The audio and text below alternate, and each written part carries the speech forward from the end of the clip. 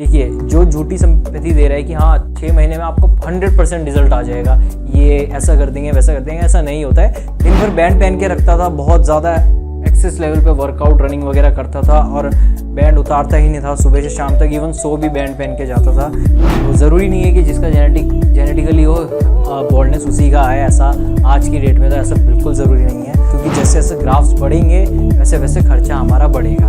एक टाइम पे stress level बहुत ज़्यादा हो गया था क्योंकि hello guys, welcome to my next video. कैसे आप सभी, उम्मीद करता हूँ काफ़ी अच्छे होंगे।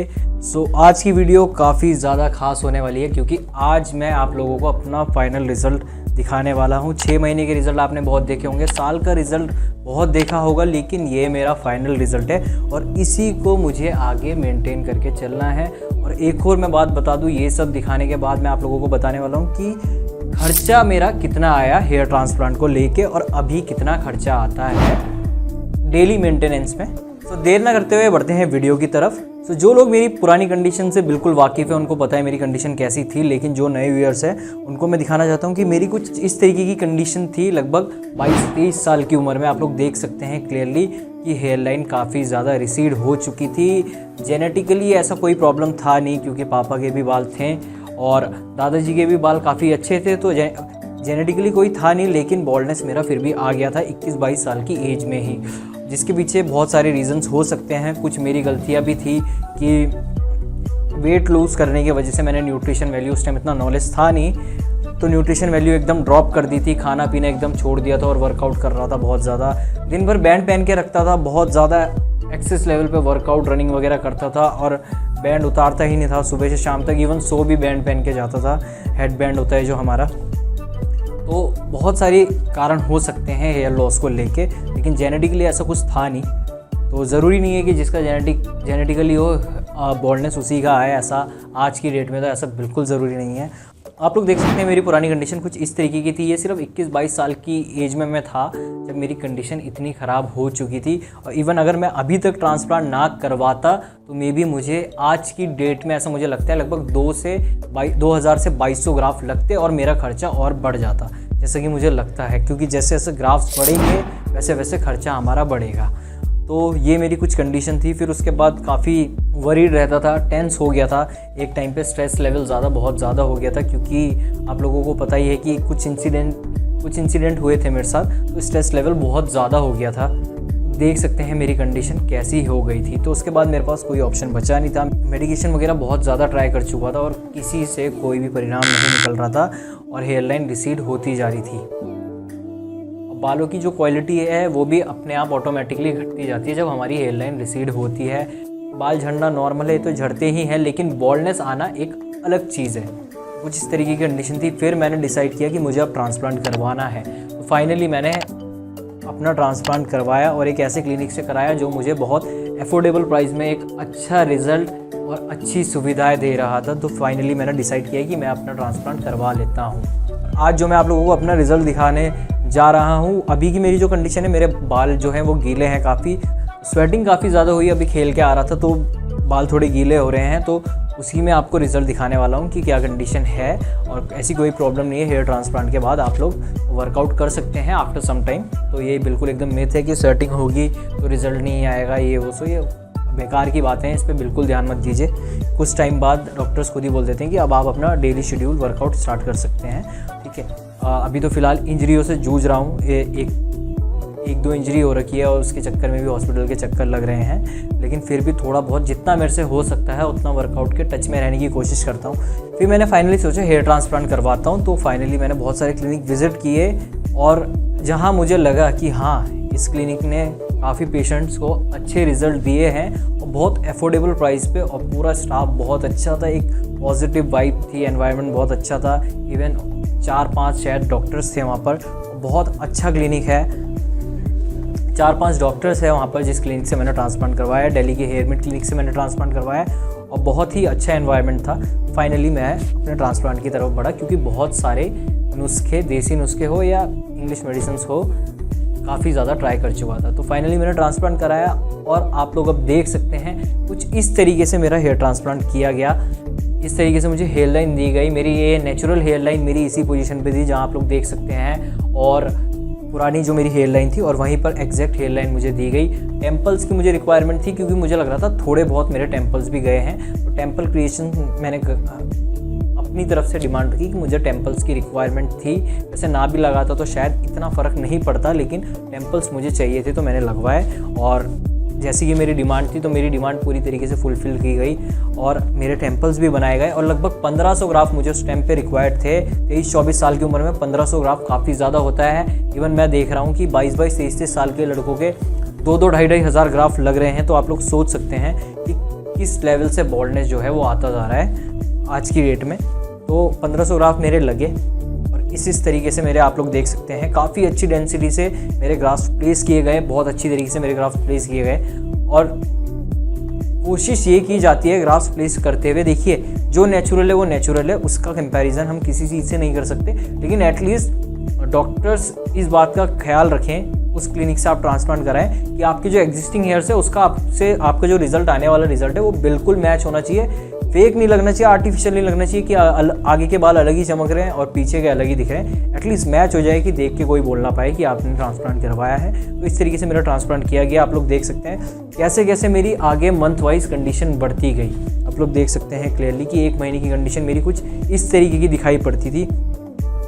फिर आप लोग दूसरे महीने की कंडीशन आप लोग देख सकते हैं इस तरीके की कंडीशन थी। शेडिंग फेस मेरा आ चुका था, लगभग 50 से 60% मेरा शेडिंग फेस आ चुका था और इस तरीके की कंडीशन दिखाई पड़ रही थी। बहुत लोग शेडिंग फेस से घबरा जाते हैं, बार बार बताता हूँ शेडिंग फेस से नहीं घबराना है, ये पार्ट है ट्रांसप्लांट का। और मेजॉरिटी में शेडिंग फेस आता ही है, बहुत एक्सेप्शनल केस होते हैं जहाँ शेडिंग फेस नहीं आता है, वरना मेजॉरिटी में शेडिंग फेस 100% आता है।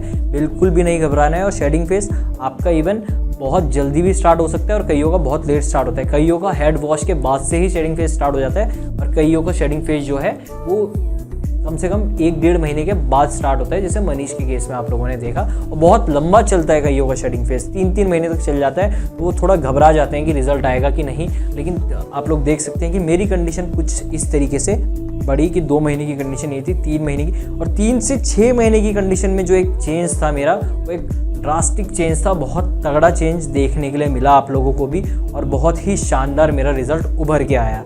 6 महीने की कंडीशन आप लोगों ने देखी, फिर आप लोगों ने बहुत प्यार दिया वीडियो को और आप लोगों ने मेरी 1 साल की कंडीशन देखी। 1 साल की कंडीशन आप लोग देख सकते हैं कि बहुत ही बेहतरीन कंडीशन थी। और डॉक्टर्स कहते हैं कि पूरा 1 साल लगता है हेयर ट्रांसप्लांट के रिजल्ट को आने में। वो आपको पहले ही देखिए, जो झूठी संपत्ति दे रहा है कि हाँ 6 महीने में आपको 100% रिजल्ट आ जाएगा, ये ऐसा कर देंगे वैसा कर देंगे, ऐसा नहीं होता है। 6 महीने में एक अच्छा विजिबल रिजल्ट आता है, ठीक है, कई केसेस में, लेकिन कई केसेस में रिजल्ट 1 साल ले लेता है। तो इसलिए डॉक्टर्स पहले से ही बोलते हैं कि 1 साल लगेगा ऑलमोस्ट आपका रिजल्ट आने में। 100% रिजल्ट आप 1 साल में ले सकते हैं, ठीक है। उसके बाद आप लोगों ने देखी 1 साल की कंडीशन, 1 साल 6 महीने की कंडीशन भी मैंने आप लोगों को दिखाई कि इस तरीके से मेरी 1 साल 6 महीने की कंडीशन थी।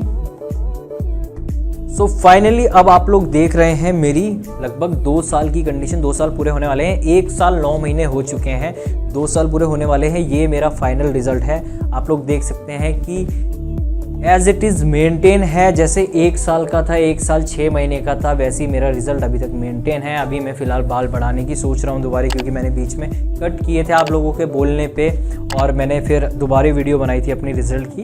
मैं दोबारा एक बार बाल बढ़ाने की कोशिश कर रहा हूँ, देखता हूँ कितना टाइम लगता है। ये मेरे पूरा 1 साल 9 महीने का रिजल्ट है। आप लोग देख सकते हैं डेंसिटी, आप लोग देखिए एज इट इज़ मेंटेन है, एग्जिस्टिंग है। बल्कि अभी मेरे बाल थोड़े गीले हैं स्वेट से, लेकिन डेंसिटी आप लोग देख सकते हैं कि एज इट इज़ मेंटेन है एग्जिस्टिंग हेयर से, जैसे 1 साल 6 महीने में थे।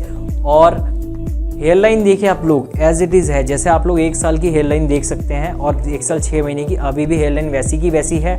मुझे अब कुछ नहीं करना है, मुझे बस अब अपने रिज़ल्ट को एज इट इज़ देखना है और मेंटेन करना है, और यही रिज़ल्ट मेरा आगे बने रहे बहुत लंबे समय तक, यही मेरे लिए काफ़ी होगा। आप लोग हेयर लाइन देख सकते हैं, बहुत शानदार हेयर लाइन मुझे दी गई जो बिल्कुल सूट कर रही है मेरे फेशियल स्ट्रक्चर के हिसाब से।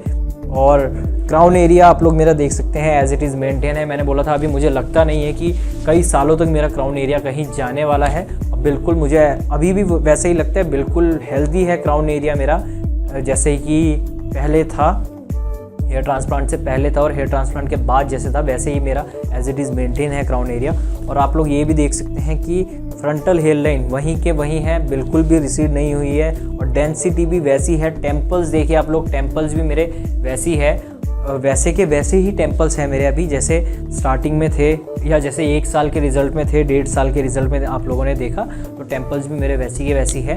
और आप लोगों ने मेरे हर 6 महीने, 1 साल हो, 1.5 साल हो, सारी वीडियोस को बहुत प्यार दिया है।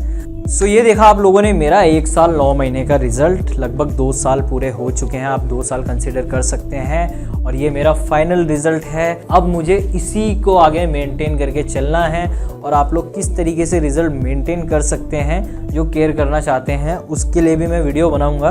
देखिए मैं जनरली अपनी बात बताऊं, मैं पहले भी बोल चुका हूं और मैं सभी को बोलता हूं ये कि केयर करना ना करना वो अपने पर्सनल लेवल के हाथ में है। कोई ज़्यादा कर लेता है, कोई कम करता है, लेकिन वो अपने हाथ में है। लेकिन मैं अपने केस में बताऊं तो ना के बराबर करी मैंने, क्योंकि टेंशन फ्री हो गया था मैं हेयर ट्रांसप्लांट को कराने के बाद भी। मैंने उसके बाद स्ट्रेस लेना बिल्कुल बंद कर दिया, क्योंकि वैसी ज़िंदगी में इतना स्ट्रेस था तो मैंने बिल्कुल स्ट्रेस लेना बंद कर दिया। मैंने बोला छोड़ो, अब मेरा ट्रांसप्लांट करवा लिया है, डॉक्टर्स पे यकीन था तो आगे बढ़ता गया और रिज़ल्ट मेरा आता गया। मतलब एक पॉजिटिविटी मेरे अंदर पहले ही आ गई थी जब मैंने ट्रांसप्लांट करवाया था। तो आप लोगों ने देखा मेरा रिज़ल्ट कि इस तरीके से कुछ मेरा रिज़ल्ट दिखाई पड़ा आप लोगों को। ये लगभग 2 साल का रिज़ल्ट है और अब मुझे यही रिज़ल्ट सालों साल मेंटेन करके रखना है। और आप लोगों के लिए मैं टाइम टू टाइम वीडियो लाते रहूँगा कि मेरे बालों की कंडीशन 2 साल बाद, 2.5 साल बाद, 3 साल बाद कैसी है। और इवन डिफरेंट केस स्टडीज़ लाता रहूँगा, बड़े बॉल्डनेस से लेके छोटे बॉल्डनेस तक। और यंग पेशेंट्स मेनली मैं कंसिडर करूँगा, यंग पेशेंट, क्योंकि सबसे ज़्यादा प्रॉब्लम ये जो हो रही है 20 से 40 साल में। इवन पहले हम देखते थे कि बॉल्डनेस आता था एक एज के बाद, लेकिन आज की डेट में बॉल्डनेस 18-19 साल के लड़कों की हेयर लाइन जा चुकी है। मैंने बहुत सारे केसेस ऐसे देख लिए हैं कि लड़के 18, 19 साल के हैं, लेकिन बहुत एक्सेस लेवल पर ड्रायर यूज़ करना, बालों को बहुत ज़्यादा कलर करना, उल्टे सीधे कलर लगा लेना, तो बहुत सारे कारण हो सकते हैं बॉल्डनेस आने के। और 18-19 साल के लड़कों की जो हेयर लाइन है वो बहुत ज़्यादा रिसीड हो जा रही है उस एज के अकॉर्डिंग अगर हम देखें तो ऐसे ही मैं केस स्टडीज़ बहुत आप लोगों के सामने लाता रहूँगा। तो आप लोगों ने मेरा फाइनल रिज़ल्ट देखा और यही रिज़ल्ट मुझे आगे मेंटेन करना है। और आप लोगों ने मेरी 1 साल की वीडियो, 1.5 साल की वीडियो को बहुत प्यार दिया है, 6 महीने की वीडियो को बहुत प्यार दिया है। उम्मीद करता हूँ आप लोग इस वीडियो को भी काफ़ी पसंद करेंगे। तो उम्मीद करता हूँ आप लोगों को आज की वीडियो काफ़ी अच्छी लगी होगी। अगर आप लोगों को वीडियो अच्छी लगी है और आप लोग और केस स्टडीज़ भी देखना चाहते हैं तो मैं ज़्यादा से ज़्यादा केस स्टडीज़ आप लोगों के लिए लाता रहूँगा। और जाते जाते प्लीज़ चैनल को सब्सक्राइब कर दीजिए और अगर वीडियो अच्छी लगी है तो प्लीज़ वीडियो को लाइक कर दीजिए। मिलते हैं अगली वीडियो में।